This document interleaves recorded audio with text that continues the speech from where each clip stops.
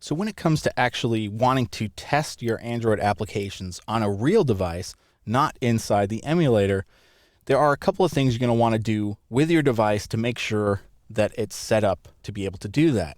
Now, I'm actually going to show you on the emulator how you can do this on a real phone, just because it's going to be much easier for me to show you.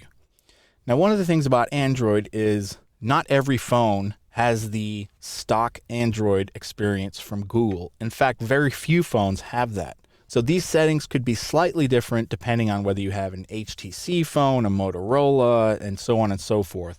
But generally, the locations of these settings are in the same place. So we're going to want to click Menu, and then go to Settings.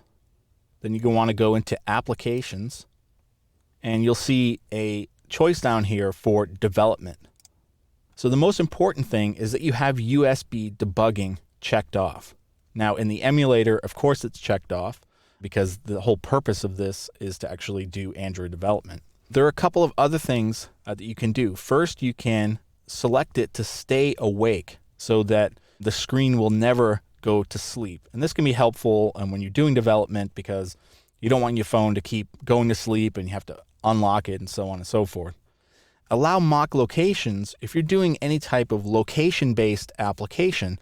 Say you're responding to the user's GPS coordinates in order to show them relevant information. When you're doing development, you want to be able to provide fake GPS data to your application so that you can test what it's like for people in, China versus for people in London or California, so on and so forth. So if you're doing location-based applications, you're going to want to check off Allow Mock Locations. So basically, again, the main thing is that you have USB debugging checked off, and that way when you connect your device to your computer with a USB cable, it's going to be set up and it's going to be ready for actual testing of your Android applications.